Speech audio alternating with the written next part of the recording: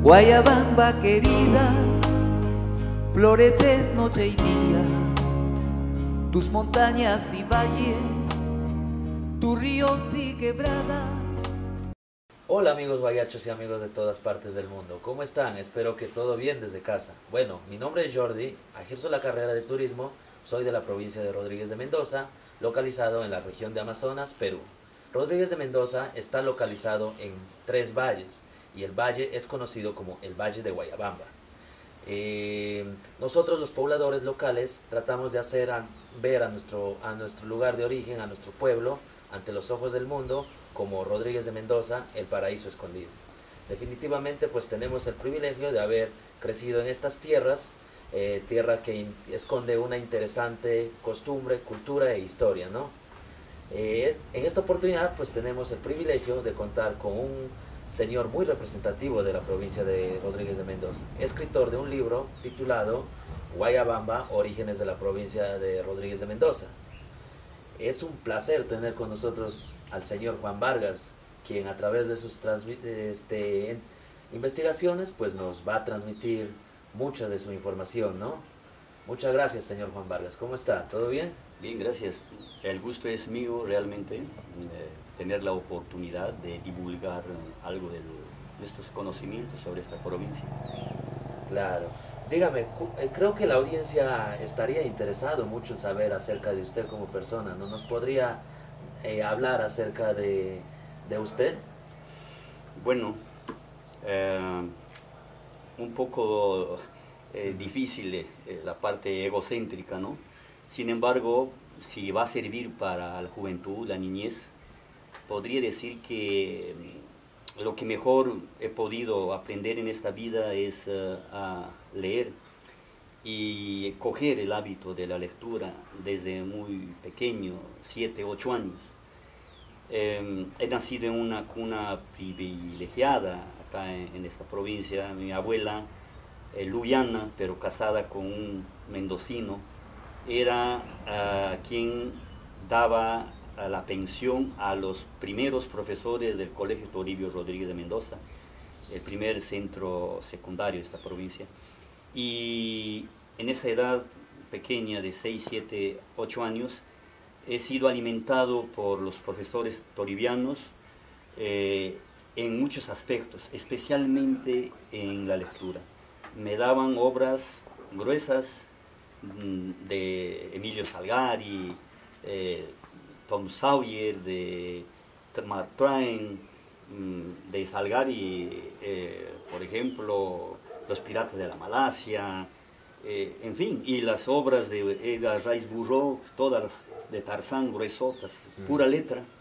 Entonces, creo que lo mejor que el ser humano ha conquistado en este planeta es descubrir o crear un sistema de escritura para transmitir la cultura, ¿no? Yo no entiendo, sí, es lo primero que hay que enseñar y de repente lo más importante. Entonces, habiendo tenido esa costumbre, cuando a mis 12 años me dan una Biblia para leerla, empecé desde la primera página y a los 3 años terminé en la última página bajo la teología protestante. Y entonces tengo una adolescencia bajo una formación muy estricta en lo que es la ética, más que todo, ese deseo de encontrar un paraíso. Y qué bien, buena comparación, si esta tierra es un paraíso, y el hombre ha querido encontrar un paraíso a través de la religión, y luego, detrás de la ideología marxista, hemos querido también crear un paraíso en la tierra, y todo eso a mí me cogió por la lectura. Wow. He leído 3 veces la Biblia de tapa a tapa, en la última vez ya desde un ángulo científico, y eso me sumió en un vacío muy grande, que es el famoso vacío existencial. Entonces, ¿cómo volver a dar sentido a la vida cuando se te derrumban tus mitos, mismo Dios se derrumba? Te queda este paraíso que es real, Guayabamba. Entonces, soy amante de la belleza, de la verdad. Acabo de tomar unas fotografías en este momento. Este lugar donde estamos ahorita, San Antonio, es uno de los lugares donde primero los españoles ya se establecieron con sus ganaderías, ¿no? Porque sí, es una maravilla en nuestro pueblo, tiene mucha historia y yo creo que un poco eso está dando sentido a mi vida actualmente, dejar algo para los niños especialmente. En ese plan andamos, crear un poco de literatura, tanto en cuentos, en historia, un poco en escultura también. Eso es lo que uno puede hacer para darle sentido a la vida. Cuénteme, ¿cómo así usted se inició la razón o cuál fue el motivo para haber escribido este hermoso e interesante libro, Guayabamba, ¿no? Sí, la verdad que hay que apelar a la modestia. Este libro tiene muchos defectos. No soy nada especialista en historia. He ejercido la profesión de dar clases de matemática. Había tenido preparado un libro para publicar sobre matemática para secundaria. Más que todo la pedagogía de la matemática, ¿no? Es lo único novedoso. La matemática no es nada novedoso, pero no hay una buena pedagogía de la matemática ahorita en Perú. Entonces, en vez de publicar ese libro, sale esto por una simple carencia. Cuando nos tocó elaborar un proyecto educativo para la provincia, no encontramos buenos apuntes sobre nuestra historia. Hemos recurrido a las personas aficionadas acá en la provincia, que hay varios y muy loables también, pero simplemente se repetía el único texto que teníamos que dejaron los franciscanos y aparentemente no había más rastros. Entonces nos tocó buscar archivos, unos 5 años o más de investigación, para descubrir con sorpresa de uno mismo que hay mucha documentación y nuestra historia es muy rica. Entonces nace así, simplemente como un intento muy casual, y más con el deseo de motivar a los especialistas, los que están preparados en esta rama de las ciencias sociales, para que sigan indagando, porque hay todavía mucho que indagar sobre nuestra historia. Definitivamente. ¿Cómo así se inició cuál fue su mayor motivación, ¿no? Para este tema? Ajá. Bueno, Para el tema mira, realmente por algo mi mente es un poco matemática. El álgebra lo utilizo en todo, en el diario vivir, ¿no? Todo se relaciona. Cuando uno pierde el sentido de la vida y quiere recuperarlo en otro plano, ya no el plano divino, ¿no? Pero siempre espiritual. No es necesario creer en Dios para tener espiritualidad. Entonces, para volver a encontrar un quehacer espiritual que dé sentido a la vida, pues relacionas lo que eres, el amor a tu pueblo. Creo que otra de las cosas maravillosas es, después de la lectura, saber amar. Pero para amar a alguien hay que conocerlo. Y yo tuve la suerte de conocer mucho mi tierra por mis ancestros, mi tatarabuelo. Mi antetatarabuelo fue de los últimos migrantes que vinieron a posesionarse en San Nicolás, juntos era Reina López y su primo hermano López Reina. Fueron los últimos colonos de la provincia, y por eso como se establecieron a este lado de la provincia, van a ser los que gestan la creación de la provincia. Mi tatarabuelo fue uno de los gestores de la provincia. Por mi abuela, desde niño conocí algo de nuestra historia, y por eso quizás soy uno como tú y como muchos de nuestros amigos guayachos que amamos esta tierra.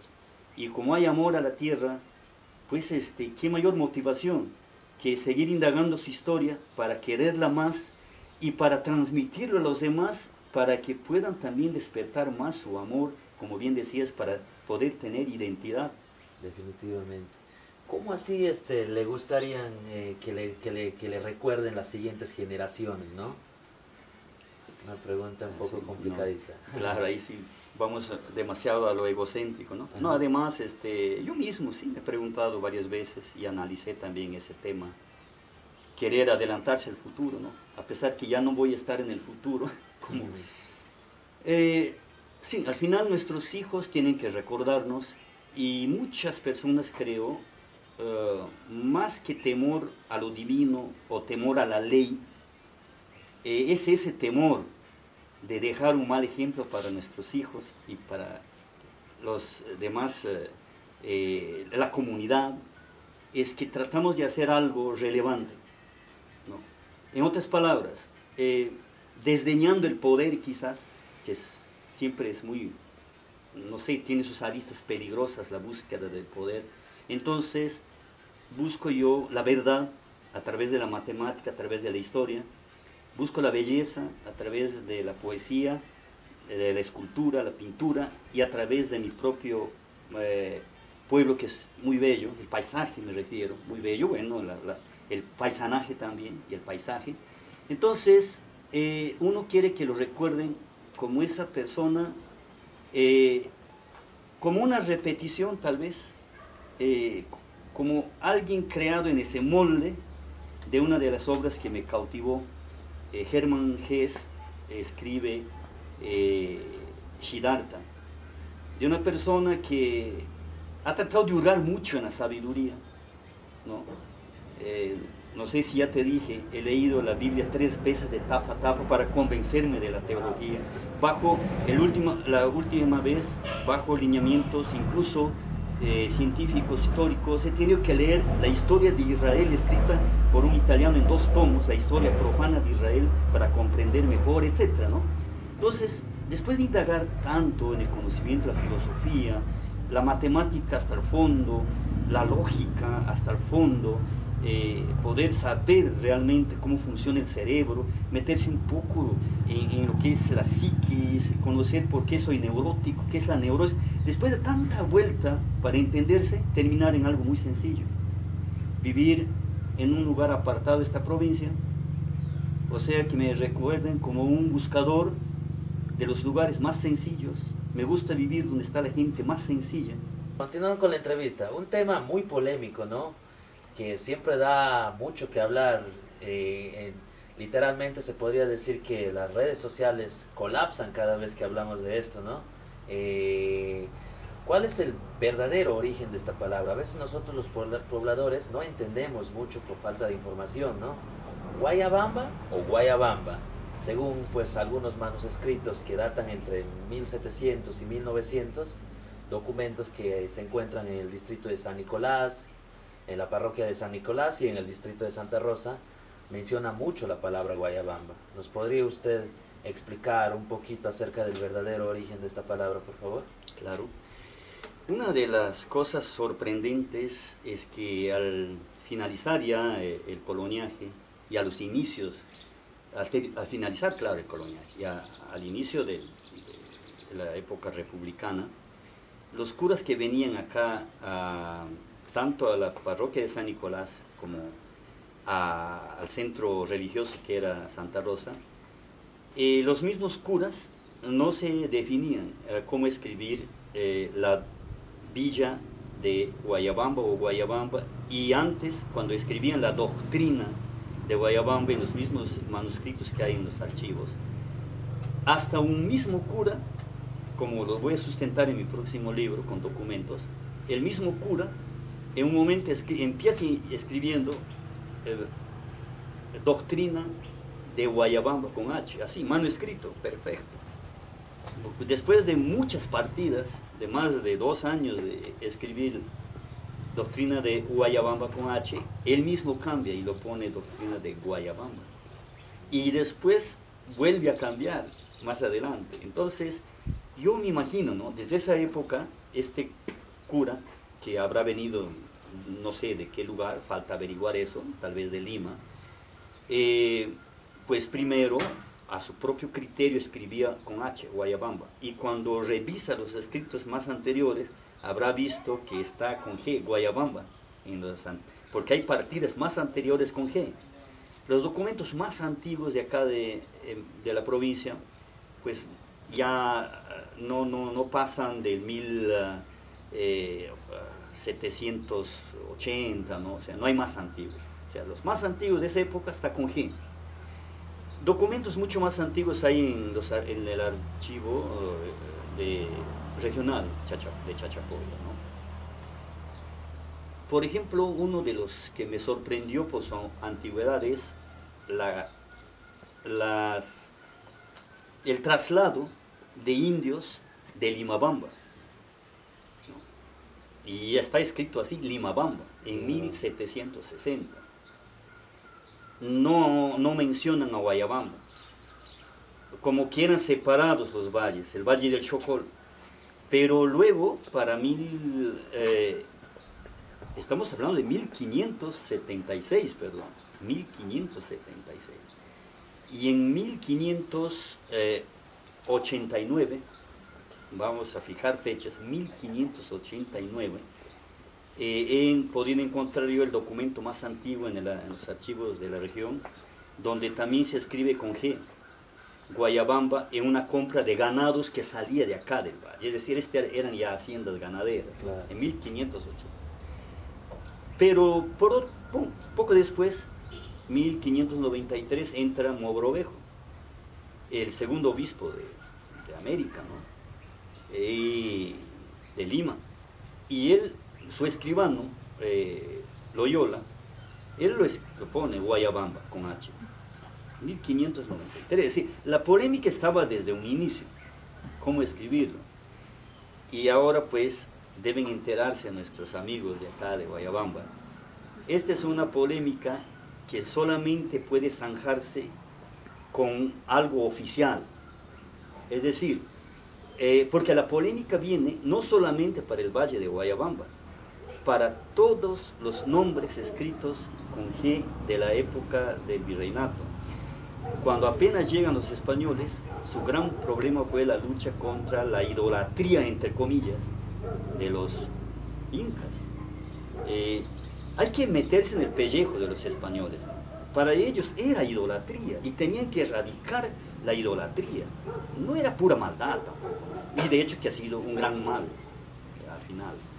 Y para erradicar la idolatría, ¿cuál era la principal idolatría? La adoración de las huacas de Guanacaure. Está escrito así, porque los primeros españoles le escribieron huacas de Guanacaure, desde que llegaron, y desde que llegaron escribieron huancas, escribieron guamampate, escribieron guayabamba, y todo lo que los indios pronunciaban algo parecido, le escribían con G, ese era general. Pero cuando empieza la catequesis, los quechas decían que nosotros no sabemos de huaca, ni podían hablar ellos huaca de Guanacaure. No, eso no tenemos. No decían huaca, lo decían con la garganta, huaca de Guanacaure, ¿no?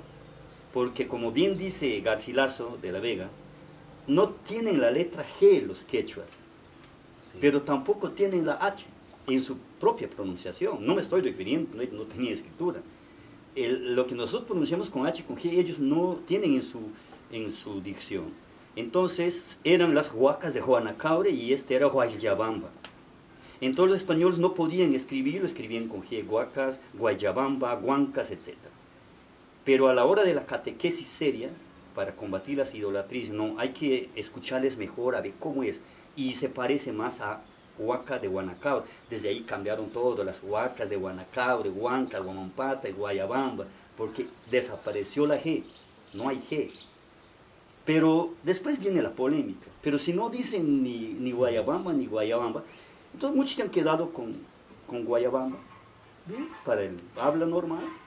Eso significa lo mismo. Y otros se han quedado con Guayabamba, pero el tema está cuando se empieza a oficializar. Por ejemplo, cuando Raimondi tiene que publicar su obra.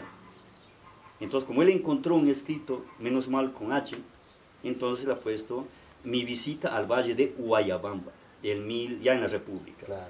Y luego Ramón Castilla, antes de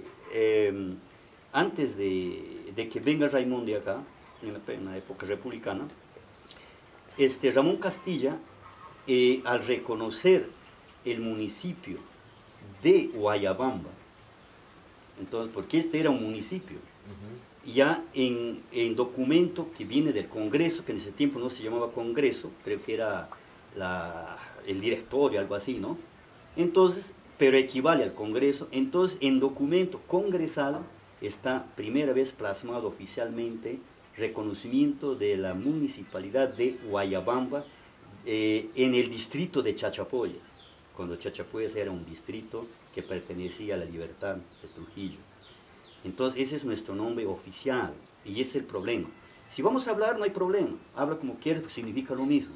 Pero si vas a escribir un documento, o en este caso un letter, como está en la plaza de Mariscal, tiene que ser lo oficial, para que nos entendamos, y más que todo, cuando nos preguntan qué significa, ir hasta las raíces de su significado, que no sé si en algún momento me puedes preguntar eso. En su libro, claro, puede hablar. Claro, porque finalmente, ¿qué significa? Ese es el tema. El problema está que, como nadie ha investigado, alguien se puso a crear, la historia no es crear, ¿no? Claro. Por ejemplo, Amando López de Longar, a la hora de hacer campaña política, presenta una historia. Y lamentable, porque menciona a Raimondi como el que puso el nombre de Guayabamba, cuando Raimondi vino en la República, cuando hace rato estaba escrito en otros libros, no, el nombre, no, él no ha puesto nada. Y dice todavía por las guayabas, y nada que ver. Ahora, la guayaba no es palabra castellana, la palabra es, guayaba es del idioma taíno, y recién los españoles lo registran en 1526. Y cuando vienen los españoles acá, se nota que esto ya se llamaba Guayabamba, porque nunca hay que algún español le ha puesto el nombre. Entonces, era imposible que al no ser castellana la palabra guayaba, ¿cómo lo mezclaron? Guayaba, que es castellano, con bamba, que es quechua, de pampa, ¿no? Claro. Entonces, para la mayoría de los investigadores, Shereluk dentro de ellos, la danesa, antropóloga, es palabra quechua. Y de hecho, el tema está que está en todos sitios. El primer Guayabamba está en el Cusco, el Valle Sagrado. Claro, se llama Guayabamba, así, con W, porque en el diccionario, para evitar eso, se escribe con W, ya que los quechas no usaban ni la GNH, entonces en el diccionario se usa W, para la pronunciación glotal, Guayabamba.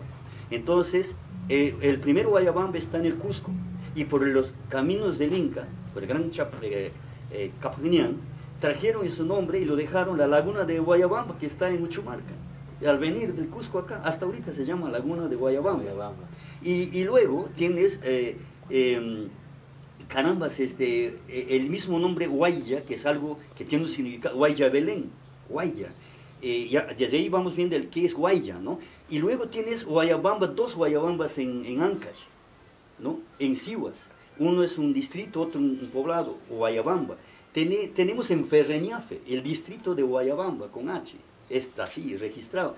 Y solamente en Ecuador se sigue llamando Guayabamba un poblado, ¿no?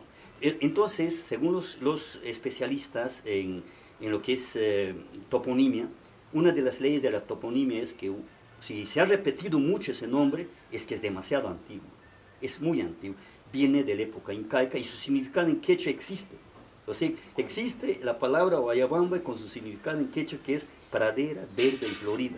Y se asemeja, pues. Es una pradera verde y florida. Y curiosa, todos los lugares que se llaman Guayabamba son una guaya. Y una guaya es algo, un Edén, justo lo que coincide con lo que decimos, un paraíso. En quechua, para decir un paraíso, decimos una guaya. Una guaya. O guaya, pero guaya, ¿no? Más que todo con la garganta habría que decir guaya, ¿no? O Guayabamba, pero como somos castellanos, castellanizado es Guayabamba. Con la evolución de los años. Exacto, ha ido evolucionando y finalmente el problema es que está ya instituido, está escrito bajo documento, ¿no? Está registrado en los anales oficiales, ¿no? En la embajada de Italia, he logrado ver, no sé si sigue todavía, estaban publicando, qué interesante, un pequeño folleto, dice Itinerario por el Valle de Guayabamba de Raimundo. Muy interesante todo lo que me cuenta, ¿no? Yo personalmente, como estudiante de la historia, al igual que usted, concuerdo y tengo la misma perspectiva del verdadero origen de esta palabra, ¿no? Teniendo en cuenta también algunos algunas investigaciones que hizo, lo que usted ya mencionó, la antropóloga Inge Chedap, que vino en aproximadamente el año 2000, ¿no? Ella habla mucho acerca de la palabra Guayabamba al comienzo de su libro. No, Pero luego, ella hace una diferencia. Ajá. Ella copia un texto, como existen muchos textos, con Guayabamba, y ella lo corrige, dice, ahora claro. Guayabamba. Y luego en todo su libro habla del Valle, el Valle de los Olvidados, ¿no? El Valle, sí. sí, los Valles Olvidados. No, de hecho, una profesional de su nivel no puede entrar en ese error de volver al pasado. Definitivamente. Así hubiese sido, ha sido un tiempo Guayabamba, pero hoy estamos en el presente. Claro. Y ahora se llama así, ¿no?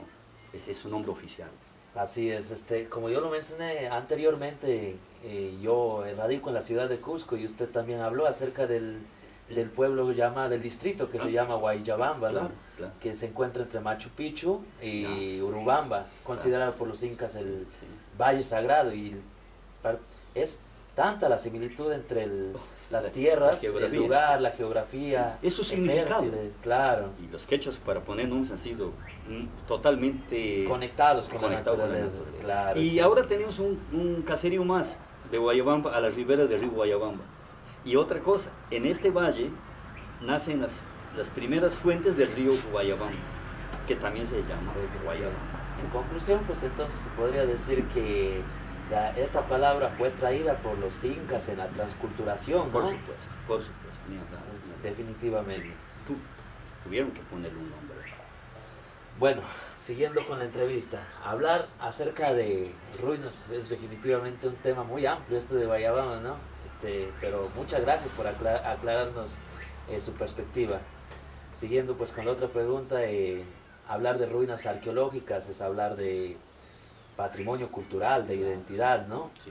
Creo yo que los gobiernos locales deberían de crear un plan, un proyecto de cuidado, de conservación de estos sitios arqueológicos, ¿no? Claro. Ya que es parte de nuestra identidad, esto debería ser mostrado a las siguientes generaciones. No, ahí sí tocamos fondo, ¿no? Porque es una pena que todavía no tengamos por lo menos una autoridad que esté enterada del valor que tiene, no solo puede en nuestra historia, estas ruinas, sino el afán de entregarle a la niñez para su identidad, ¿no? Lo último que yo pude aprender es que la cultura Sachapuyo ha convivido con muchas culturas, ¿no? Y ha sido quizás la más cosmopolita, la que hacía el comercio con los objetos valiosos, tesoros realmente de la selva hasta la costa y hasta el Cusco. Claro. Y ellos a la vez son herederos de caminos que dejaron los Huari, ¿no? Entonces, hace poco una momia que ha sido estudiada, una Sachapuyo, tiene yo digo el héroe que está en esa momia, tiene en la mano una chacapa que lo lleva a la eternidad. Supongo que ha sido un danzante. Es la misma chacapa que usamos aquí para la danza. Para la interpretación de Y la chacapa era realmente una perla, era un tesoro en esos tiempos. Las plumas eran joyas. Ellos negociaban con eso. Negociaban con cosas livianas por todo el Perú.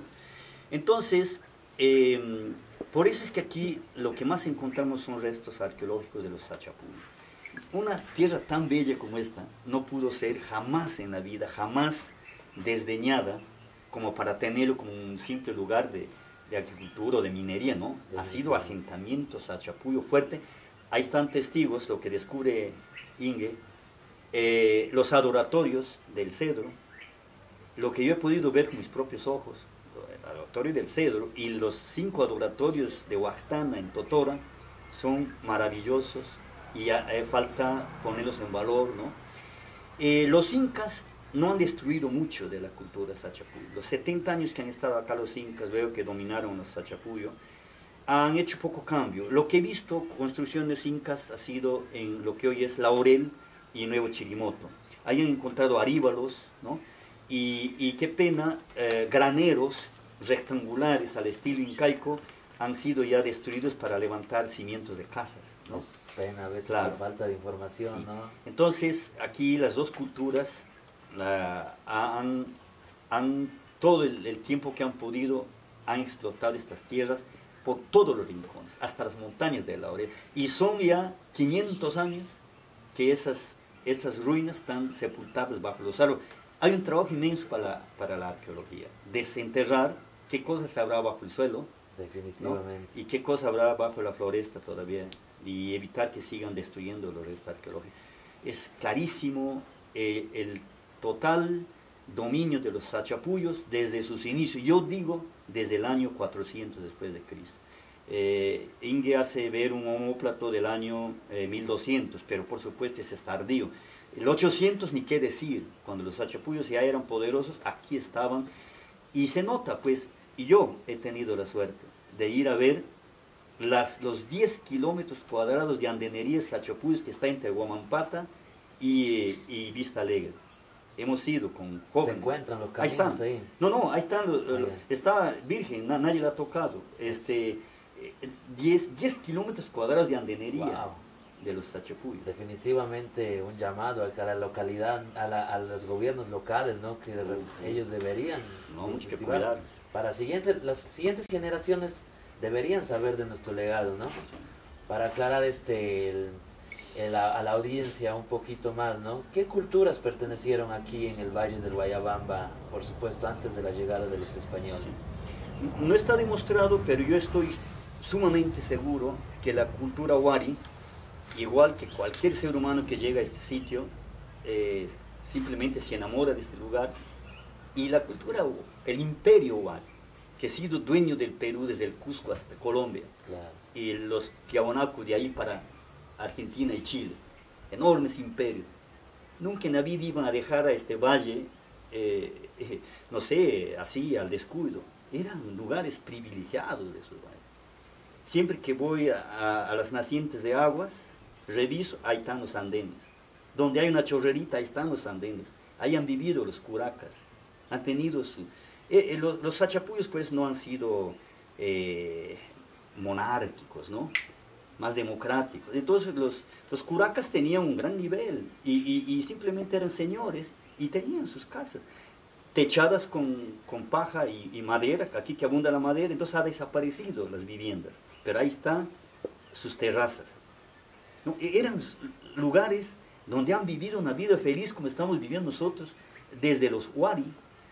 Y luego pues le falta mucho todavía en el Perú entender cómo fue que realmente la cultura Wari fue la que empezó con el gran Capacnián.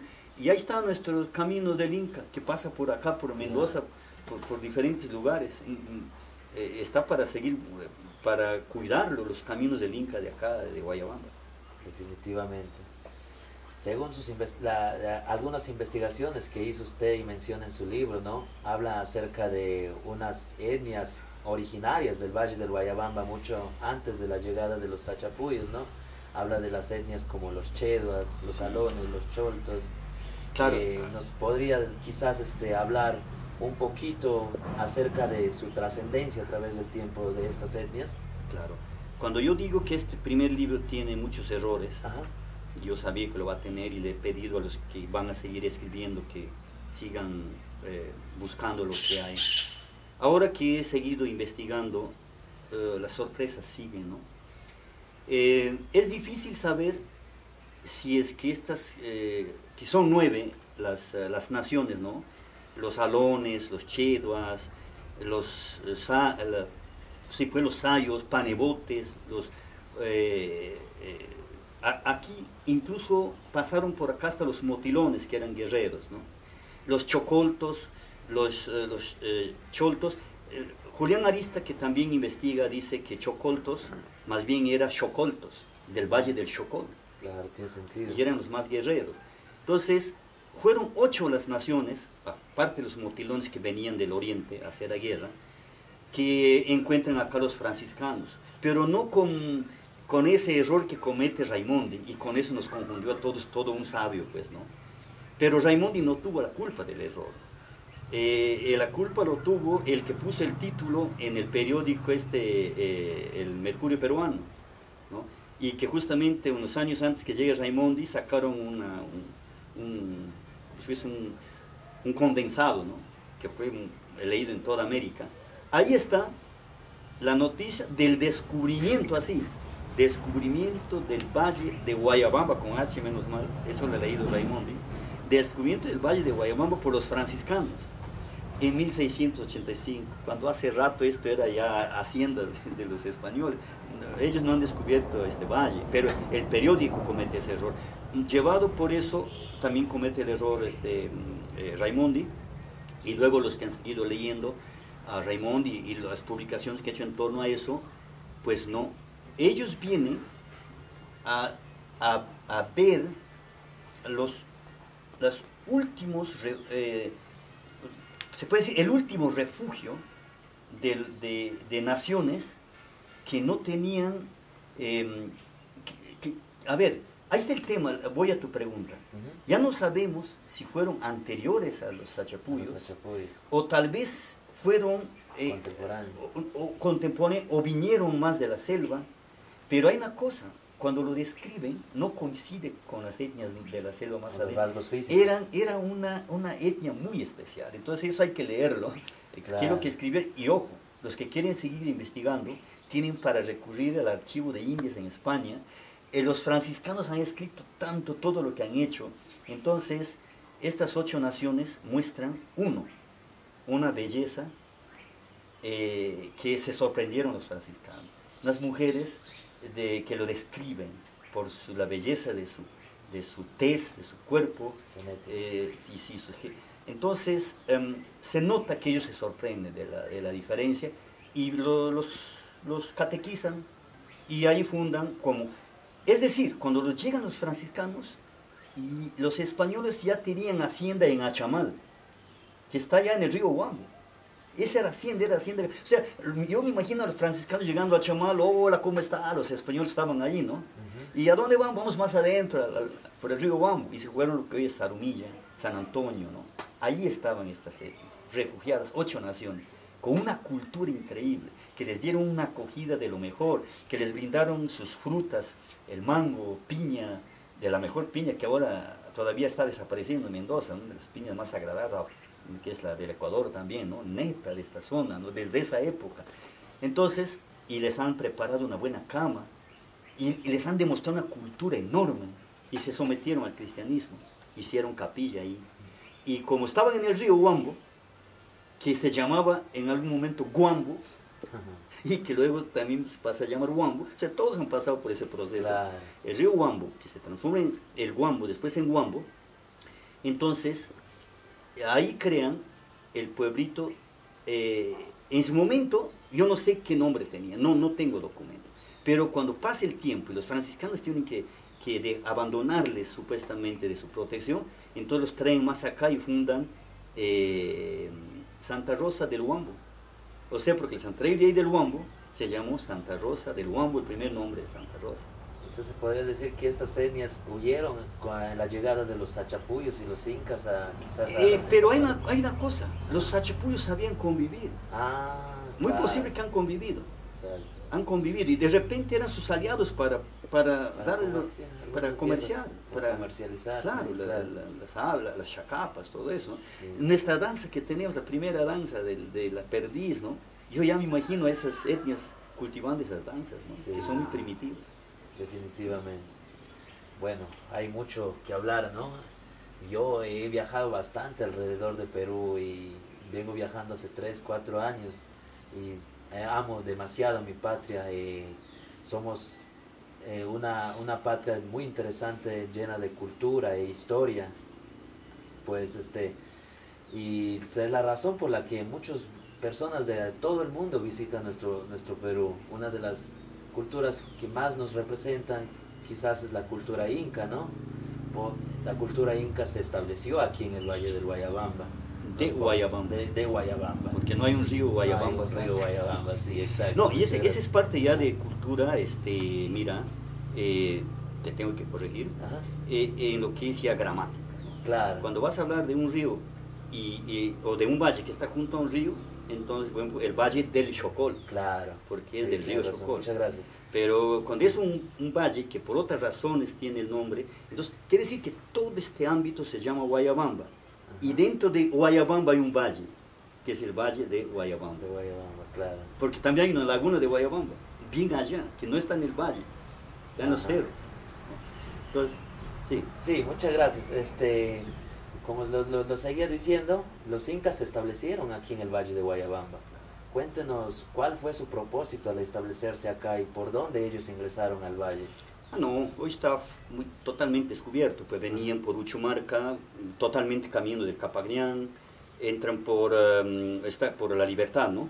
Y ya hasta la Jalca, ¿no? Y de la Jalca había caminos del Inca, acá a Limabamba, acá a estos adoratorios que decimos, ¿no? Tora, Omia, hay un sitio, y mira, los incas, dentro de su capacidad de dominio, cambiaban los nombres automáticamente al quechua.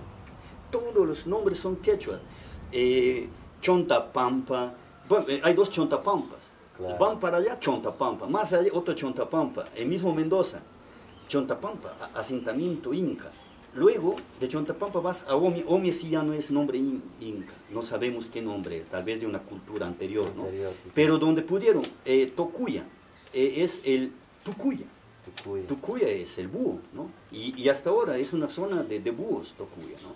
Entonces, y toda esa zona de Tocuya, ahorita, luego bajas por el río nuestros ríos, pues, que eran por donde mucho transitaban los sachacuyos también.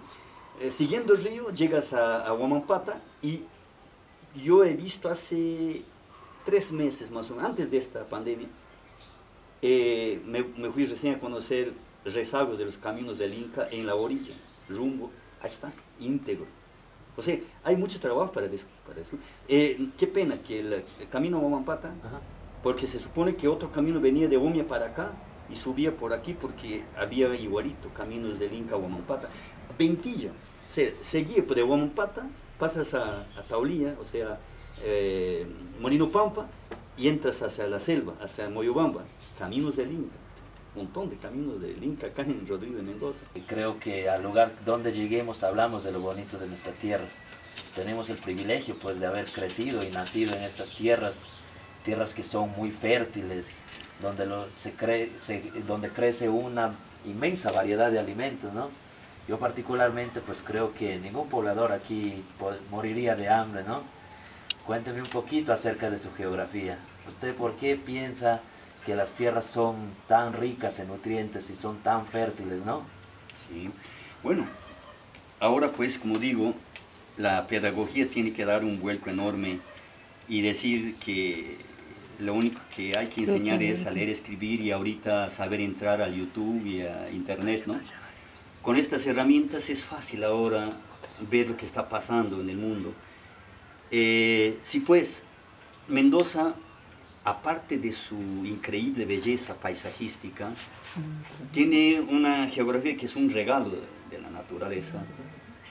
Un valle que por milenios posiblemente fue una laguna, como dicen los geólogos. Se ha sedimentado tanto estas enormes montañas que los circundaban, porque somos un vallecito en medio de enormes cordilleras. Estamos alimentados por infinidad de ríos y riachuelos, y el clima es uno de los climas fantásticos para la fertilidad. Tenemos lluvias permanentes durante todo el año y sin embargo también sol todo el año, a excepción de los primeros meses. El resto del año todo es primavera.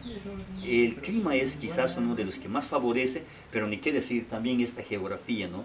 De ser un valle con características muy peculiares, colinas muy de baja pendiente, y igual las cordilleras no son muy elevadas y son cordilleras vegetadas totalmente, ¿no? Entonces circula la sustancia orgánica, ¿no?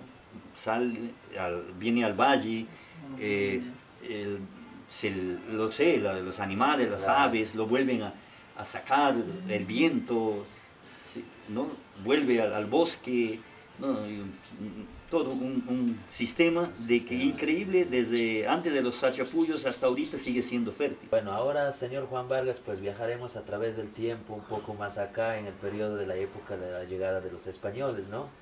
Juan Alonso de Alvarado, el español, tras contribuir en una rebelión de parte de Manco Inca en la resistencia de Vilcabamba, recibió algunas tierras en el departamento de Amazonas. Fue él quien vino a las tierras de Guayabamba en busca de un tesoro escondido. ¿Nos podría explicar un poquito acerca de su trascendencia y los periodos de la época de la entrada de los españoles al Valle de Guayabamba?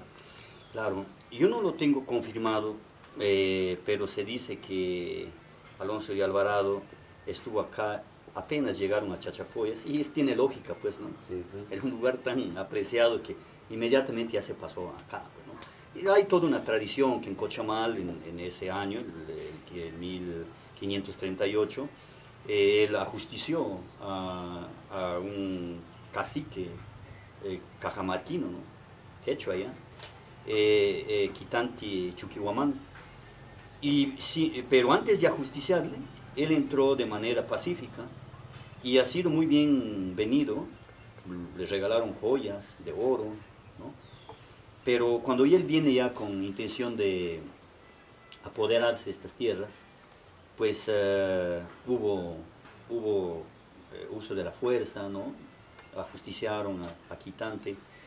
Y de hecho, quisiera poder documentar esto, pero no he podido. Se nota que los españoles estuvieron acá muy pronto. Lo que sí avala esta teoría de que llegaron muy pronto es estos documentos de compra y venta de ganado en 1581. Y para que Mogrovejo diga que en la hacienda de Guayabamba, dentro del Valle de Guayabamba, hay una hacienda de Guayabamba que parece estar ubicado por la parte de Carapungo, ¿no? Hasta ahora el apellido Ortiz ahí. Antón Ortiz tenía 1000 cabezas de ganado en 1593. 1000. ¿Cuántos indios? Ahorita recién hay gente que tiene 1000 cabezas adentro, ¿no? En la montaña. En Don Gómez, en Huambo, ahorita se llama Don Gómez ese lugar, porque era hacienda del señor Gómez. Don Juan Gómez tenía 300 vacas. En 1500 lo registra el Mogrovejo, ya. Pero yo puse en este libro equivocadamente, tengo varios errores. La primera noticia documentada, que ahora le escucho que le repiten en el Facebook, mis amigos, es de Mogrovejo, ya no.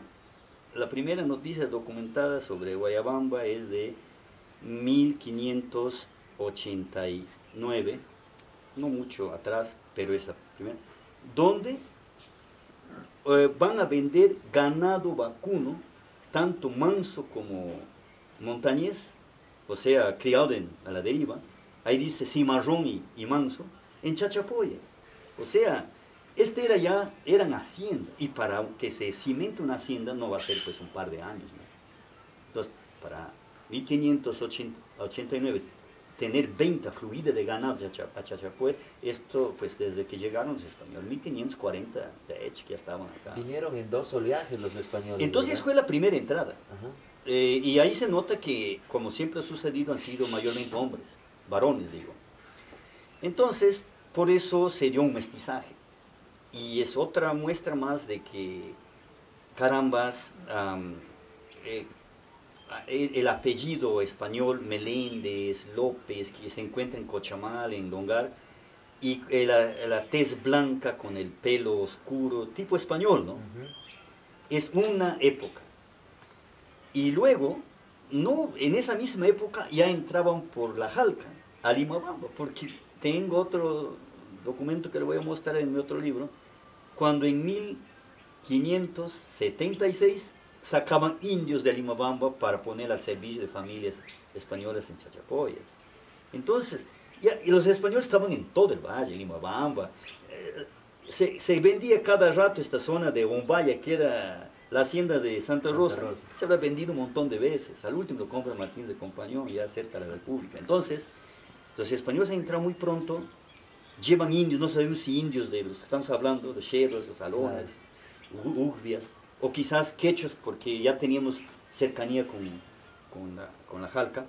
Entonces, muy pronto, demasiado pronto. Pero ¿qué pasa? Hay que investigar más. Ahí el trabajo de los arqueólogos. Aquí se han encontrado cuevas con cantidad enorme de esqueletos, ¿no? Pero ya a la deriva, no un entierro normal. Pienso yo que son rezagos de la bendita peste, ¿no? Ahí nomás después de los franciscanos, pues los franciscanos llegan aquí en 1685, un poco por ahí nomás ya aparece lo que lo llama María Arguedas, esa peste que arrasó como fuego, dice, ¿no?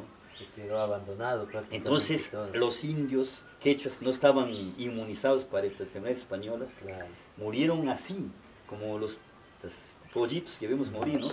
Y les metían en las cuevas, ¿no? Diario.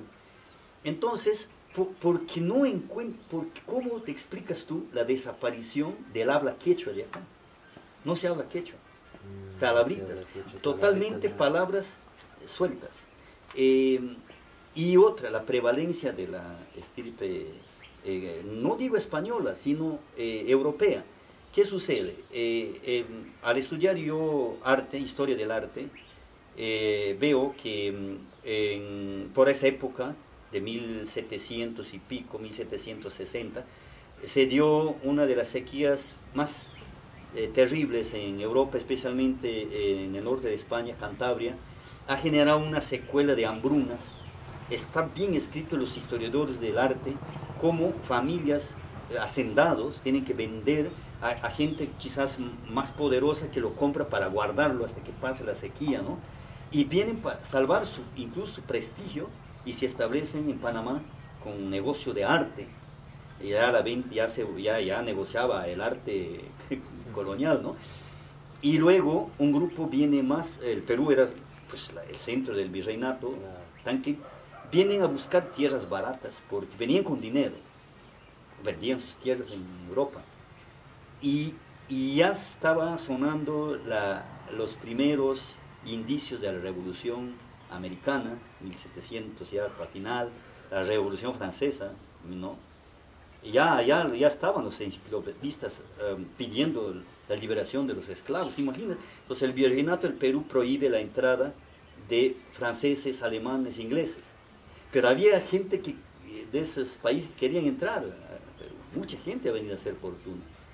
Entonces está escrito que entraron muchos al Perú, al Callao, cambiando sus apellidos, francés, alemán, por apellidos españoles, ¿no? Rodríguez, Portocarrero, para poder entrar. Siempre ha existido la corrupción, ¿no? Entonces, ahora, llegan a los valles de Lima, no había valle barato, haciendas. Entran a la sierra, todas eran haciendas del español, nadie quería vender, eran épocas donde se ve las compras y ventas, un montón de haciendas, otros españoles que venden a estos migrantes, ¿no? Y los dueños estaban en Chachapoyas, en Trujillo, y los venden, compran tierras baratas y se establecen, ahí sí vienen con familia ya. Por eso prevaleció la raza blanca, porque vinieron marido y mujer. Claro.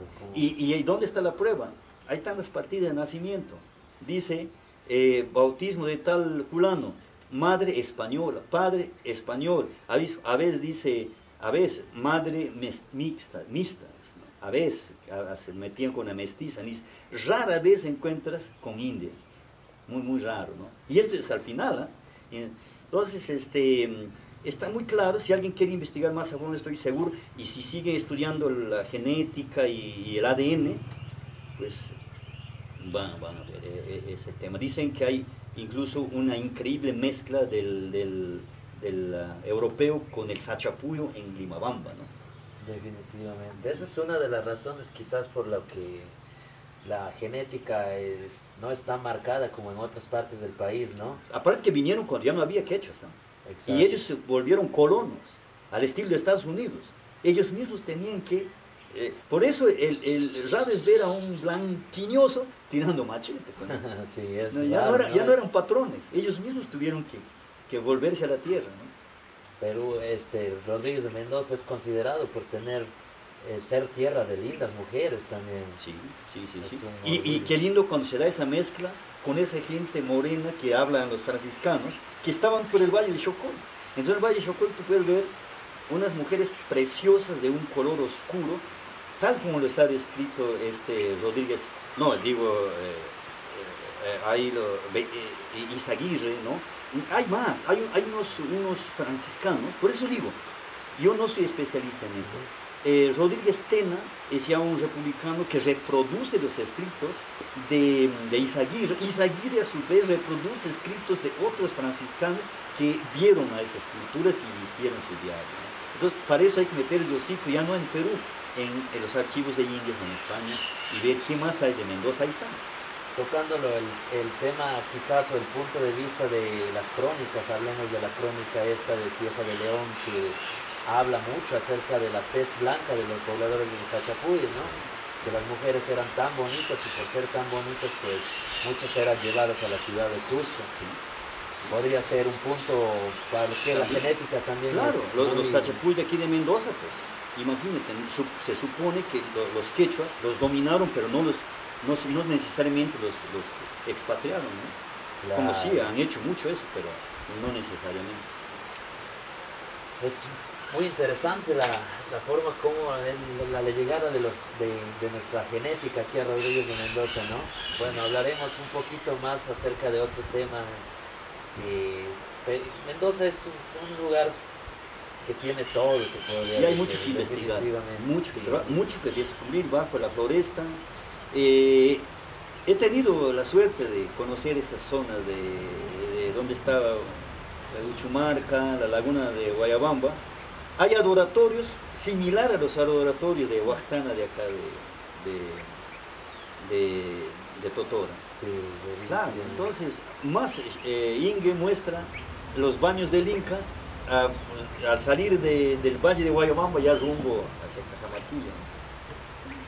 Nosotros, la gente joven quizás de Rodríguez de Mendoza no sabe un poco acerca de muchos temas, ¿no? Ahora pues hablaremos un poco acerca de música. ¿Qué tipo de música se tocaba aquí antiguamente en el Valle del Guayabamba? ¿Qué instrumentos son netamente de nuestra provincia, no? Mira, si pues, y esto va para los padres de familia, ¿no? Lo que tú siembras en un niño de 5 o 6 años, ya lo sembraste para siempre, Definitivamente. ¿sí? Cuando yo tenía esa edad, 5 o 6 años, tal vez 7, podría decir, pero no creo tanto. Como yo estaba muy enfermizo, mi papá se vuelve caporal de una de las fiestas patronales, en esos tiempos cuando había comité, ¿no? Sino un caporal. Entonces teníamos que tener a los danzantes una semana en mi casa. Y después yo salía atrás de los danzantes, todo un chiquitín, a recoger las chacapas que se caen. Para mí ha sido el espectáculo más maravilloso de mi vida a esa edad. Y por eso desde ahí yo sigo con esto a estos grandes literatos que dicen: el hombre que le toma a este mundo como un espectáculo ya ganó. Arte. Este es un espectáculo, Sí, definitivamente. un gran teatro, ¿no? Entonces me contento con el espectáculo del mundo, como me contentaba cuando veía esos danzantes con ese cargo, ¿no? Y luego, al acompañar a los danzantes toda la semana por donde iban, yo tenía que estar con ellos mientras a veces bailaban, descansaban, y ellos estaban en mi casa toda la semana, me sentía parte de ellos, escuchando la entrada de Centilleros, con la banda, por supuesto, influencia española ¿Qué es total. la entrada de Centilleros? Disculpe. Entonces son tonatas, pequeñas piezas musicales, es decir, de corta duración, mal digo pequeñas, grandes piezas musicales, pero de corta duración, que según el doctor Paulino Grandes Castro, catedrático en San Marcos y en la Católica, uno de nuestros grandes académicos que tenemos de acá de Huambo, cuando Saramago lo invita a España para, ¿qué te digo? No sé, en agradecimiento a haber encontrado en Perú a uno que lo interpretó a Saramago como debe ser, le llevó a pasear a mi amigo. que ha sido mi alumno cuando yo fui profesor en Huambo, y me dice, profe, y él toca, su papá es músico, de los músicos aquellos que tocaban entrada de Centillés acá en Mendoza y en Huambo. Y este académico, el doctor Paulino Grandes Castro, también toca su saxo. Y él me dice, profe, toca sus piezas maravillosas. Este me dice algunas tocatas que yo me sorprendí de encontrarlo en un pueblo en España. Ahí están las entradas de Centilleros en España, un pueblo, pero lo nuestro es mejor. Lo han traído en el coloniaje, allá se ha conservado igual y aquí lo hemos recreado. Y los huayachos le hemos dado más calidad. Y es único en el mundo, ni qué decir, en el Perú igual. O sea, las entradas de Centilleros son varias piezas musicales que acompañan a la hora que preparan los centilleros para la procesión y cuando lo meten los centilleros a la iglesia, van con esas piezas musicales que existe menos mal, pero que le están tergiversando, que no le están tocando todas, que ya lo van metiendo otras músicas. Ese es el peligro. Entonces, pero ahí está para recuperarlo, que son maravillas y únicas en Perú y en el mundo. Eso es en cuanto a música cercana, pero el pifano, la música del pifano que es para la danza, es una música similar desde Iquitos, por donde los sachapuyos iban a traer las chacapas y las plumas, y lo llevaban por Moñopampa hasta la costa, ¿no? Todos los sachapuyos también fueron, ¿qué se puede decir? Los que ayudaron a movilizar estas costumbres. Por eso es que se parecen mucho nuestras danzas, la danza de Levanto, la danza de acá nomás, de Molinopampa, la de acá de Guayabamba, la de Moyobamba, se parecen, pero jamás son iguales. Y mucho cuidado, tenemos como 20 pasos de la danza, o sea, 20 danzas irrepetibles, que no es igual a ninguna danza de Amazonas. Son propias de Mendoza, que pueden parecerse un poco, sí, pero no es. Y entonces también el pifano no suena igual. No es la misma música. ¿Qué es un pifano? Es un instrumento de 3 orificios nomás, hecho de una madera muy interesante. Parecida, ¿no?, a la flauta, se podría decir. Es una flauta, es una quena. Acá existe en Guayabamba ese carrizo, que es un carrizo que lo cortan, no es una caña, ¿no?, que lo cortan, está en las cantos de las quebradas, y lo tienen que dejar en el agua meses para que se pudra el corazón y se quede vacío. Con eso fabrican el pifano con 3 orificios y el tañedor solamente usa 3 deditos y a la vez toca el tambor. Entonces tiene que coordinarlo a la vez, los 2 sonidos, y pues esa es la música de la danza con el pifanero y el instrumento del pifano. Las instituciones educativas yo creo que deberían, ¿no?, incentivar a los niños a mantener vivas las danzas, enseñar, para que estas sean transmitidas en diferentes actividades, claro, en festividades de la provincia. ¿Por qué crees que he sentido alegría cuando me invitas para esta entrevista? Porque he tocado muchas puertas y esta oportunidad que ustedes me están dando, es una de oro para llegar.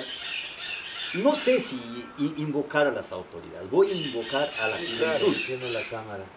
a la juventud, a los estudiantes. Inviten a sus profesores, primero a leer nuestra historia. Lo vamos a soltar por las redes sociales, la historia así gratis. Vamos a editar un libro y vamos a regalar en los colegios.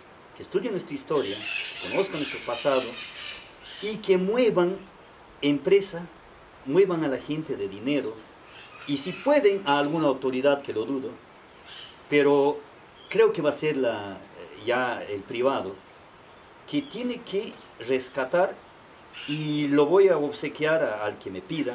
Ya le dejé en algunos colegios un proyecto que me ha costado como 15 años de trabajo, porque he tenido que... ¿Por qué me ha costado mucho trabajo? Porque tenía que buscar uno por uno a los involucrados, al último músico que conoce no solo las entradas de Centilleros, que conoce las dianas, que también son únicas, Las dianas son ya música de festivales. Hay una diana para matrimonio, una diana para el deporte, una diana para la llegada de un personaje. Entonces, eso lo conoce un músico que está en Cochamal y que además lo sabe poner al pentagrama. Pero no hay alguien que le pueda pagar, porque ya no podemos seguir explotando tampoco a la gente, a los artistas. A este artista, músico, hay que incentivarle, traerlo a un lugar, así como ustedes tienen los medios quizás, grabarle, no solo a él, claro, sino hay que, el proyecto que te estoy diciendo, he tenido que buscar a los músicos que quieren todavía, ahí está don Celso Vargas, ¿no? Que quieren juntar músicos jóvenes que hay ahora, porque tienen que ser, ojalá jóvenes, para que perdure, y que vuelvan a aprender lo que se está perdiendo, gracias a este músico Grandes, que es el que tiene todavía en su cerebro todas las entradas de Centillero y todas las dianas, que los demás músicos ya no lo tienen, porque las bandas lo tocan uno o dos o tres dianas, y a las justas unas cuantas entradas de Centilleros que hay que recuperar, ¿no?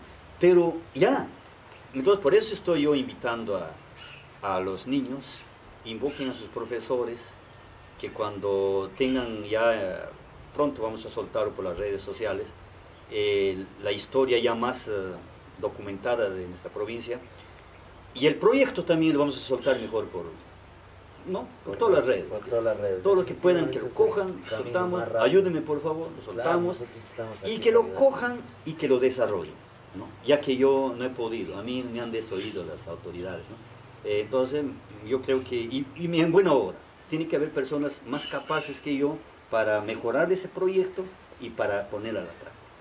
Las danzas son pues parte de nuestra identidad, ¿no? Es tan bonito cuando tú en las festividades ves cómo fue la vida de los... Miren, voy a declarar algo acá, y lo hago atreviéndome de ganarme la enemistad de algunos amigos. ¿Qué voy a hacer? Porque si voy a estar queriendo cuidar susceptibilidades, va a ser para mal. O sea, ya no lo hago por mí. ¿Qué hacer? Perderé unos amigos. No me está gustando que en Xuxo, que además se ha llamado Xuxo, pero hoy se llama Xucus. Entonces ahí están sucediendo cosas feas. Su nombre es Xuxo, que es quechua, Valle Angosto, lo cambian por Xucus, que no tiene significado. Por un poco de pituquería, ¿no? Xucus. Claro. Y la plaza que era tan bonita, de gras, lo han metido cemento. Basta de cemento. Esa capilla que era de adobe tradicional tan bonita, la han dejado como una pequeña objeto porque ha hecho una mole, los benditos paralelepípedos de cemento, para el colegio secundario, en el mejor lugar de la plaza, por no poner el colegio en un lugar más estratégico para los estudiantes, y guardar ese paisaje tan bello que ha tenido con su desnivel, de arriba hacer un parque, han permitido que arriba se haga un pueblo. Es decir, las autoridades y los ingenieros, en vez de construir, destruyen la belleza. Ya he dicho que yo busco la belleza. Entonces, en nuestra danza, para suerte, Pérez Meléndez, el profesor, que es hijo también de pifanero, conoce algunas danzas, sabe tocar el pifán, hay que felicitarlo. Pero ¿dónde está la falla? Que está trayendo las danzas de Levanto, las danzas de Molino Pampa, mezclándolas con las danzas de Guayabamba. Se está perdiendo total nuestra danza autóctona. Y encima creando danzas que yo estoy de acuerdo con la recreación del folclore. Hay que recrearlo, pero para bien, claro, mejorarlo, pero tampoco no desfachatadamente. Yo no sé, por ejemplo la saya, ¿no? Que eran vestidos más largos, hoy son minifaldas, ¿no? Acepto una minifalda hasta buen punto, pero si van a salir en bikini ya no, pues, ¿no? Entonces no podemos llegar al extremo. Entonces aquí estamos haciendo eso. Por ejemplo, la pirámide que practican los chicos del colegio en educación física, que son las pirámides que lo practican en Estados Unidos y en Europa, lo están poniendo para el danzante. Los danzantes haciendo pirámides. No puede. La gimnasia que hace el danzante en la danza de la carachupa, esa es una gimnasia para la danza. excelente, que hay que revivirlo, se está muriendo, no creando cosas que francamente afean nuestro folclore. Aquí le dejo al señor Juan Vargas, que los invita o nos va a hacer llegar la forma de quizás cómo contactarse con su libro, ¿no? Bien, hay que agradecer a Grandes Gráficos Ediciones, que está en Lima.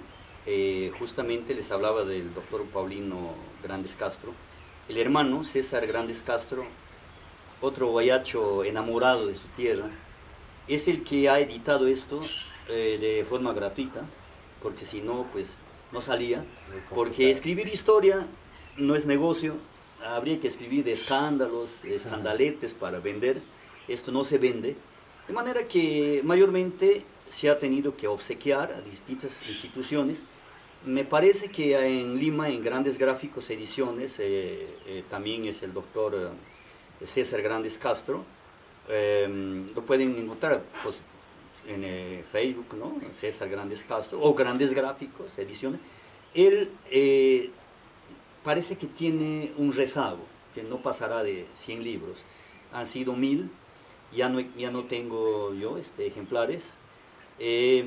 Entonces estamos preparando una segunda edición, ya como digo... ¿Para cuándo se va a lanzar? Entonces, esta que va a ser totalmente revisada, es decir, se ha investigado más, debe salir, tiene que ser para fin de año, porque la próxima semana debo enviarlo a Lima para su revisión en la editora. Voy a agradecer a César Huamán